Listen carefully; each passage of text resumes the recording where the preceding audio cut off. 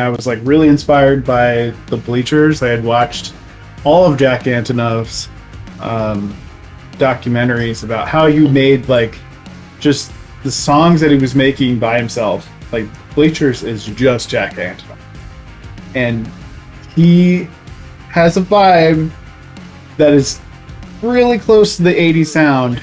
And he says he's inspired by like Bruce Springsteen, and I can hear it a little bit, but I'm like, this is like straight 80s. I wanted to be so different from Fake Bit Rebel and the other projects that I'm involved with. So I went really hard into just retro synths on every track. And you'll hear it on everything. There are drum machines on stuff. It's just ridiculous.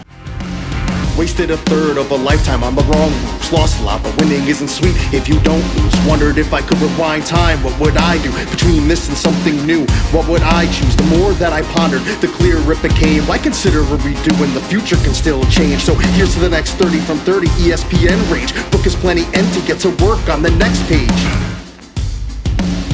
Time's wasted, Grand Theft Auto cutscene. Nothing to be done about it, treat it like a fever dream. Me be the world, I just need you on my team. Me get the girl that can stitch up my torn seams. Ohana means family, nobody gets left behind except those that choose to leave. But that's completely fine, no tears, no cry. Just a quick thanks through the grapevine. Appreciate you not taking any more of our time. Don't begrudge the rub, embrace it, knowing the journey isn't worthy if it's all easy going. Every seed worth growing requires patience sowing. Pull the weeds, dig a trench, get the water flowing. The hard work will result in some emotional gains. We're growing food for the soul, let's dance for the rain. Aren't you tired of the past, the anchor to the pain? Learning to let go is the key to unlocking the chain. It's another song where I have two verses on it, much like Lose You. In this case, your chorus started everything. Mm-hmm. The idea of you don't want to waste time. So I wrote both my verses about that, which is, doesn't matter what point in your life that you kind of wake up. That's the best way for me to say it. But it's never too late to start doing what you want to do. And that's really heavily inspired by what Messages from the Empire is, which is, I'm 33, and I've always wanted to do music, and I've always like found excuses to not put myself out there, or when I make something to not promote it because I'm like, I don't want to burn people with my art. You know what I mean? And it's like I woke up and was like, I'm done asking for permission. And that's what inspired my verses, was my own personal, like, it's never too late to just kind of do it. And then it kind of goes off into just self-progression. I try to make some witty references, you know, like times wasted, Grand Theft Auto cutscene, because, you know, who doesn't remember those wasted screens coming up when you died in Grand Theft Auto? The beam. Exactly. There's a Lilo and Stitch reference in the second verse, because my daughter's a massive Lilo and Stitch fan. Only reason. It's just only reason. Ohana means family. No one gets left behind. I'm just like, yeah, let's throw that in there. It's true. Yeah. And then really playing into like the 30s, which is the age that we're in. Not the 1930s. No, nothing about that. At physical age of 30 and beyond. Which is, I wasted a third of a lifetime on the wrong moves. In this case, I'm thinking the average lifespan's 90 years, even though in America it's lower than that. Yeah. But that's just the concept. 30 years in, I'm a third of the way through the journey. At best. And what have I done that I really wanted to do? You know what I mean?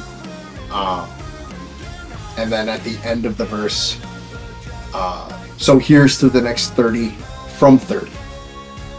ESPN range. ESPN has a series 30 for 30. That was the clever line there, with it being like, I'm 30, so here's to the next 30 years. 30 for 30, ESPN range. Book is plenty empty, get to work on the next page.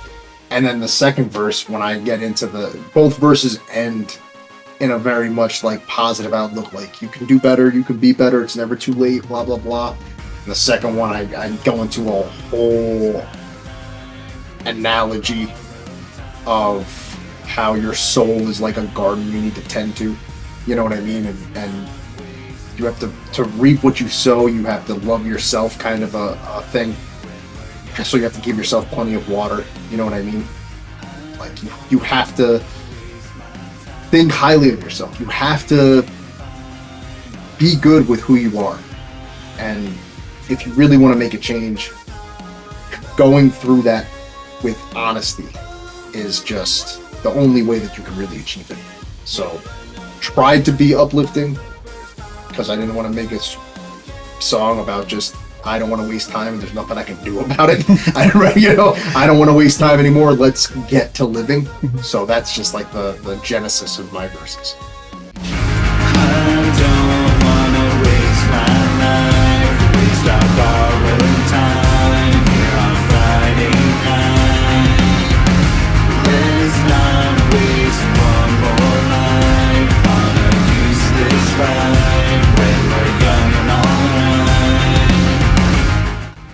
The chorus to Don't Want to Waste Time came from when you're older and you're an adult, or even if you're in a younger family, you have times where you're at odds with what's happening. There's always this moment, and when you're in like a healthy family relationship, there's always this there's always this moment at the very end where you're like, why are we even fighting? Like, I don't even remember why we were fighting. It's kind of a waste of time. Like, this is a waste of time. And the whole idea, like Joe was saying for the verses, it was inspired by that idea of us being older, of if I have the resources and means to do this, I'm gonna do this. Why waste time any further than we already have? Like, I mean, I can remember times when we were younger and there are plenty of iterations of us in different configurations, different bands, different everything. The multiverse of us is what it feels like. This song very much felt like the what if we didn't waste all of that time, and maybe just like a warning that we wasted that time, now let's do it the way that we've always wanted to and just continue forward. And there was a lot of that's another thing that's hard about being like just doing art in general.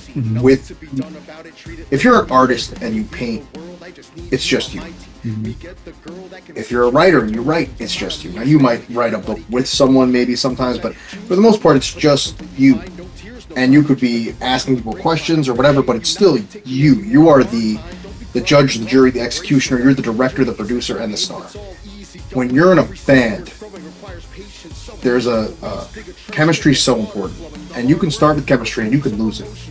And that dynamic, there were bands that we were in where I felt like, man, we're good. We could be something. Like we could be something. And then we got in our own way. Drama got in the way. To an extent of even like friendships were lost for a period of time before they came back together. That never happened between me and John directly, but it happened between multiple members with other multiple members. And that fraction actually was the first iteration of Messages from the Empire. Was born out of like, well, I still want to make music with you. Well, I still want to make music with you.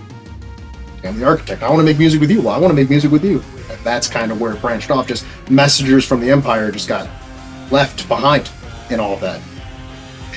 It was another project where we had songs that I felt like were good. Like, these are good songs. People might vibe with these songs. And I never gave it, well, we never gave it the proper send-off, the proper promotion. We were just making music to make music, and it didn't matter if anybody heard it, if it was just for us. Yeah. And that's something that I always wish we would have pushed, which is why when we started doing this, it literally started off with, we had already made music together since then. Fake Bit Rebel featuring J-Mad featuring Fake Bit Rebel. And it was just like, hey man, do you wanna do some Message from the Empire stuff? And John was like, I mean, yeah, sure, we could do some Message from the Empire stuff. And then it just became this, like, we're like, all right, cool, we're gonna reboot it. And then the first song we did was Drunk on Queens Boulevard. Yep. and it was just like, oh, see, this is what I remember. Like, oh shit. And so, Drunk on Queens Boulevard. It's important to note that that was the first song written, because by the time we wrote Don't Want to Waste Time, which is the second song on the EP, it was the third song we actually wrote. Mm-hmm. This was very much a feeling of just like, yo, we could do something with this if we just get out of our own way. Mm-hmm. And so that was the inspiration. Literally, like in real time, I'm writing this as I'm feeling it, which was also very unique to this project, because every other part that I drew from was based off of my past, and this is the song that's based on my present. Mm-hmm. And so it's really got like a special place in our discography from my standpoint. And yeah, I think it's the most accurate song that reflects the person that I am today on this entire record. I'd have to agree. I mean, it's the main part of the chorus, the title of it, is literally just not wanting to let things get in the way. Just we're only given this small amount of time that we have on this earth, and it can be taken away at any moment in time, which again, Figment Rebel came out of the idea that the pandemic happened. I never got to do music the way I wanted to, and I wanted to release stuff, and I knew I had things that were good enough to be something. So like with this specific song, I kind of also went back to that idea of during the pandemic, it could literally be taken from you tomorrow, and none of us would have ever put anything out. The storybook would have ended, and all we would have had were demos from back in 2010 that no one would ever hear. No one would hear. No one would ever hear.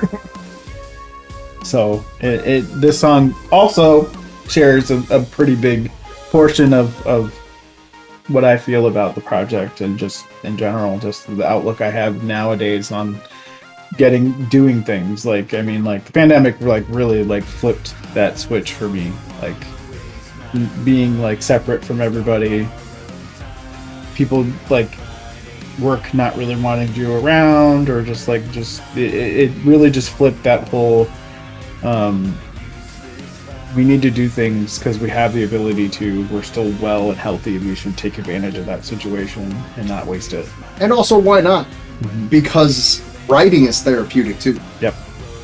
You know what I mean? Being able to write things that it's almost like you get to say stuff that you never got to say if you're writing about a specific instance, you know? And so why not make music? Yep. Even if nobody gives a Yep. Why not make music? And in this case, people seem to give a so we hope they really very do. thankful for that. Appreciate you. Yeah. Just like the first time again, over and over again. I can't get enough of just like the first time again, over and over again. I can't get enough of just. These two songs, like, or Lose You and Don't Want to Waste Time, they're very experimental in the way that they're in the genres that we're combining to make them. Like, when's the other like hip hop, maybe even old school hip hop song that combines these two elements together? I don't think you could name one. I can.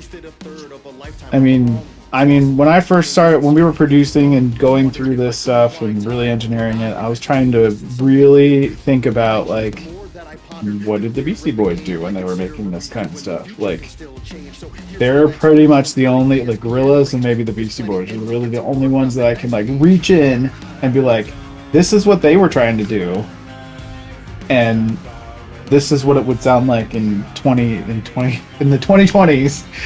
What this would be if they were to try that. And I'm completely fine with both comparisons. Yep.